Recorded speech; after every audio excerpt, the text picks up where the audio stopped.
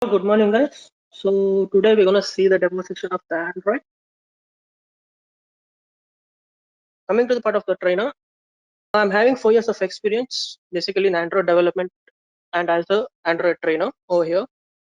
And right now I'm currently serving as one of the director in the EdTech industry. Today's agenda, first of all, we're gonna see regarding the course curriculum of the Android course. Next is the introduction. Next comes the market value of Android. Next is the certification over here. Next, some random topics will be explained to you. How does the code gonna work, what is Android Studio, and what is Java and all. Then some of the projects that we're gonna explain in the course session. The next is the lab setup over here. The next comes additional course material.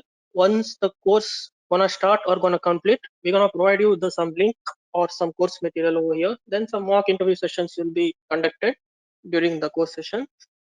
Okay, fine. So this is a course curriculum you're gonna see. First is the introduction of Android. The second comes getting started with Android. The next is introduction to various versions of Android. What are the various versions of Android that we're going to use in the Android Studio? Next comes Android for tablets. Next is installation and configuration of your device for Android development. The next comes mastering the Android development tools. Next is Android fundas, activities, the basic activity. And the next comes services, one and Android services 2. The next is what is meant by content providers in Android. The next is intents in Android. The next comes process and threads in Android. The next is user interface, that is a UI interface. The next is declaring layouts. The next comes creating menus in Android. The next is creating dialogues in Android. And the next part is notifying users over here. Next is application resources in Android. And the next part is providing Android resources, accessing resources and handling runtime changes, Android data storage, Android app widget, Android testing. The next is getting ready to publish in Android. How we can publish the Android app in Play Store and all. The next is practice test and interview questions. Some of the projects will be given and some of the interview questions will be asked to you guys. Okay. Next part is Android training introduction.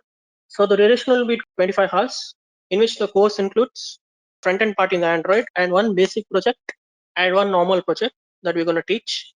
The time and the fees you can contact the Mind Magics or the manager who are you in contact with. The next comes Android training in the market.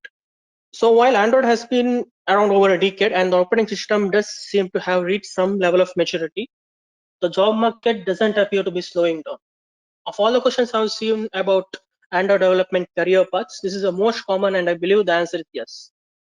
So do a quick search for Android jobs on LinkedIn and you are presented with over 268,000 jobs over there in the LinkedIn or in any other portal like Naukri or Indeed. There are still many companies out there looking for skilled Android developers. In terms of career, you can make a very competitive income and build a very satisfying career as an Android developer. Android is still most used of a mobile operating system in the world, and the demand for skilled Android developers remains very high over there. So this is a sample course completion certificate from MindMagic. That is a certificate of achievement, and your name will be printed over here, and even you will get a certificate ID so that we can just put it on LinkedIn for the further reference. Some random topic, of course. At the end of the session of demo course, I'll just go to the Android Studio and I'll just brief you some of the codes over there. So what are the projects that we're gonna demonstrate during this time period of course? First one, that is a basic project. The basic project includes splash screen, login screen, menu screen, activities of button, spinner, and drawable. And one major project that we gonna include that includes all of the activities. The next comes Android training lab setup. So what are the prerequisites? The first one is Java software that includes JDK and JRE. Next comes Android Studio. And what are the system requirements? That is 4 GB RAM, any Windows OS, that is 7, 8, 9, or 10, and 500 GB to hard disk or 1 TB hard disk is fine. Additional course resources. The course resource file will be forwarded to your email ID and further links will be provided for better understanding and practices. And coming to the point of mock interviews, when the trainings module is completed, the interview questions will be submitted and mock interview will be conducted. And any demo questionnaire, if you're having Any doubts regarding the subject or course timings or resource allocation can be discussed with MindMagics. Please feel free to drop your inquiry at info@mindmagics.com. So I'm just gonna explain some codes. This is the design part in the Android Studio over here. Right now, there are three main important things that you're gonna note for the Android Studio. One is the content part, and the next one is activity part, and next one is the Java file. That is the main coding part over there. So this is the design part where you can design all the stuffs over here, and the code is presented over here. So I'm gonna explain you some things over here. You can see here text view, right? So what is a text view? Text view is nothing but you can just imagine a username and a password over there. At the left side in the login screen, you can see this is nothing but a text view over here, so that it can't be edited. The text which can't be edited is nothing but a text view, and the text which can be edited is nothing but a edit text. And what is the use of a button? Button can be used, for example, either it can be a login, sign up, or sign in. So this button can be used over here. And next comes the image view over here. This is nothing but the image view. You can add some pictures over here. That is image view. And coming to the part of text view I explained you. Plain text is nothing but a simple line text over here. For the password, you can just drag and drop the password. And if the password is numeric, you can drag and drop for password of numeric. And even for the email part, for example, if you need to add some email ID in the login part or in any other part, you can just drag and drop it over here. Next comes phone, postal address, time and date. This is nothing but a button over here. This is a simple button that we use commonly in most of the applications. Either it is used for sign up button, sign in button, or login button. If we need some images in a button, we can just use this image button. This is a checkbox. So what's the use of checkbox over here? In many of the applications, you have just seen if there is some question, you need to just pick some answers called yes or no. So we can use this checkbox over here. It is same as radio group, same as checkbox itself. And here come the widgets over here.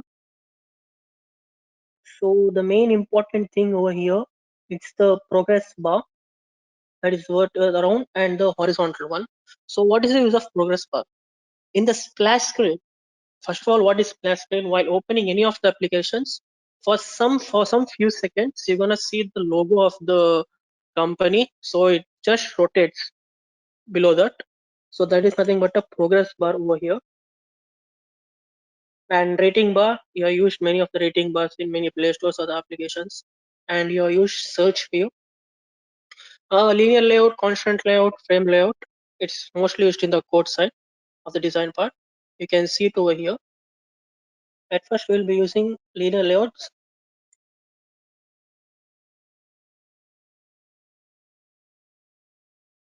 So I just gonna give some example of how to design. So text, it's as simple as drag and drop.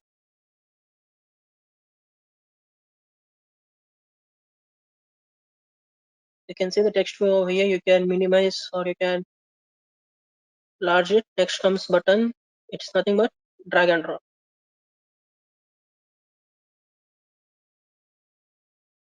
You can see the button over here. This is a code. This is the designing part. And when you come to the coding part over here, you can see the ID of the text view. You can see the ID of the text view, and you can even see the ID of the button view. The ID is used in the Java side. It's most important to know the ID over here.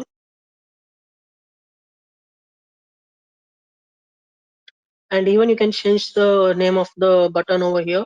If it is sign in, you can put it as sign in. If you need login, you can put it as login or anything else. Even in the same as when it comes to text view, you can put anything over there. Either it is username or password.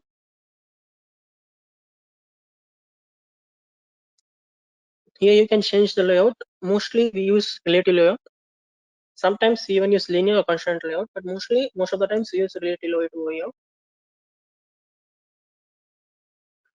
So design part is as simple. It's just drag and drop. So I'll just gonna explain you the front end part.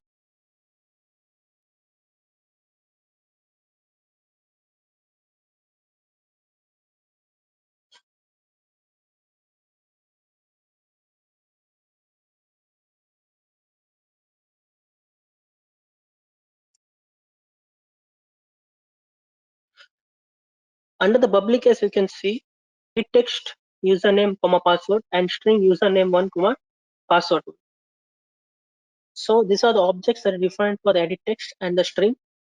Why string are used here? So the characters are defined in the inside the edit text, that is inside the username and the password. So at first we are calling the objects over here.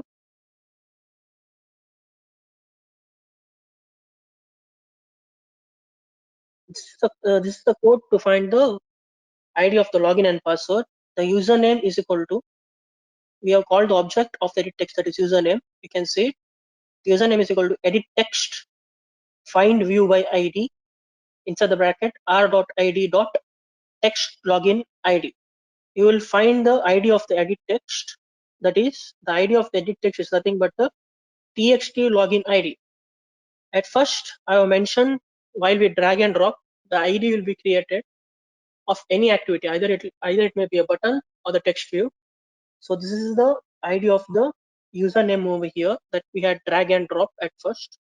The object is called here, that is the password. You can see here, edit text password, and this is equal to edit text find view by ID r.id text password. Here we are calling the ID of the edit text of password. This is the two-line code for the username and password for calling the ID over here. The next comes the code for the button. You'll use the major name as button over here. Button login is equal to, again we'll call the object name, that is button find view by ID. We are just finding the ID of the button. While you drag and drop, we'll get one ID of the button, and we have mentioned it over r.id btn login. Next line, login dot set on click listener, new view on click listener. So while the user just clicks on the button, the another page or the next activity will open. So login dot set on click listener. Set on click listener in the sense the user just clicks the button. Next is new. New in the sense the new activity or the new page view. It will be viewed. The new page will be viewed on click listener. The user which has clicked the button over there. Okay. Next code is if username dot one is empty. This username one is nothing but the object that we have called before for the edit text is empty and password is empty. If both the username and password is empty, toast.make text get application context password and username required toast.length long show. So what is the use of toast over here? So once you go to the login page and you just type your username and password, you'll get a small message over there, login successful, or your username created or password has been changed. That is nothing but called a toast. And the text that will be appeared over here. This is the code for the text will be appeared. Password and username required. Toast dot length long. So what is the length of the toast over there? Either it is short, you can put it as short. Either it is length long, it is you can put as length long. Show is nothing but it will be shown in your current activity. Next is else if username is empty. Toast.make text get application context. The text will be displayed as username required. And same as if the password is empty, you'll get it as toast.make text get application context password required. So here you can see it. All the codes are almost same here. Only the text we're gonna change. The first one is password and username required. The next is username required, and the third one is password required. Okay. So what is the code for this? Is the code that is intent is equal to new intent login page dot this comma sign up dot class start activity intent. These two lines are the code for moving from one activity page to another activity page. For example, when you click on login button, you're gonna move to the next page. Either it will be a menu page or some other page. Here intent, why intent is used over here? Intent is nothing but it carry forward to the next page is equal to new intent. The object name we're gonna define login page dot this. For example, right now in the current page, you're in a current page login page. That is, it's mentioned over here login page dot this. That is a particular file over here there, comma sign up dot class. If your next activity is sign up page or it is the menu page, you can add it. You can add the file name over here. That is sign up dot class. Next, start activity. The activity gonna start from login page to the next page. We are calling the object name that is called intent over here. So this is the code for the login page over here. Over here you have seen the edit text that is for the username and password, and how to use the if statement in username and password, and even the code for the button. And next, even you have seen moving the activity from one page to the another page. And most of the codes over here you can see some are backend part. This SQLite helper login, this comes under the backend part. Okay, right now we're gonna see how we can download the Android Studio and Java file, and what are the main things you're gonna see for there.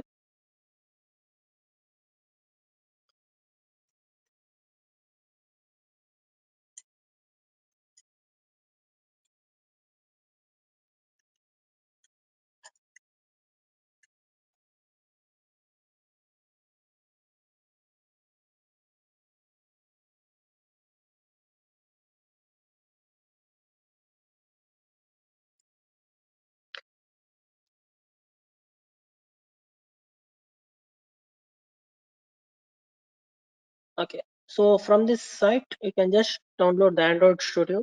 That is a new version, that is 4.2.1, that is for Windows 6. Even for Windows 32-bit you can get it over here.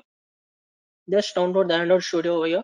Then even you need to download the Java file, including JDK and JRE. That is the newest version that comes under 18.01. So right now we have seen the demo session over here, and even I explained some codes that you can understand. And even I have just shown you how to download the Android Studio. Just click for the download Android Studio. That's finished. And even you need to download the Java file over there. Yeah. So this is a complete Android course curriculum you can see over here that we want to explain in the course. The first you can see what is Android. The next comes the history and versions of Android that we're going to explain. Then how to install the software. Either it may be a Java or the Android Studio. Next comes setup Java over here. Next we're gonna just explain you the example of Hello World. Next, the internal details that we're gonna use. The software stack, Android core building blocks, Android emulator. Android emulator is used to run the applications in the laptop itself. Next comes the XML file, the Java file, and the screen orientation. Either it is horizontal, vertical, or the pixels you're gonna use over there. Next is UI widgets, that is the user interface widgets, working with button. For example, the toggle button or the image button. Next comes toast, custom toast. Here you can see the types of buttons that we're gonna use. That is a toggle button, switch button, image button. The next comes the checkbox. The next is alert dialog. The next comes pinner and the rating bar. Here the next comes the date picker, time picker, and the progress bar. Time picker you can use for its calendar or the clock over there. And progress bar it's mainly used in a class screen. I would explain it in a demo session. The next is activity, intent, and fragment. So at first, the next part we're going to see is activity life cycle and one example of the activity itself. Next comes the intent part, that is the implicit intent and the explicit intent. Next is a life cycle of fragment and an example of fragment.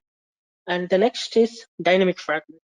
The next is Android menu, that is option menu, context menu, and a pop-up menu.